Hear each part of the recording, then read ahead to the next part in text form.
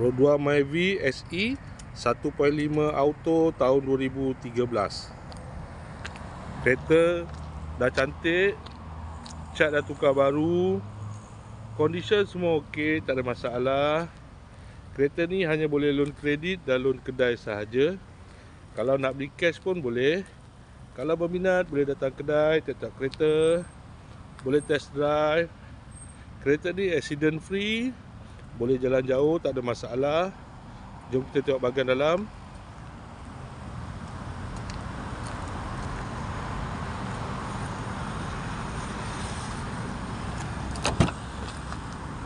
Dalam masih cantik lagi.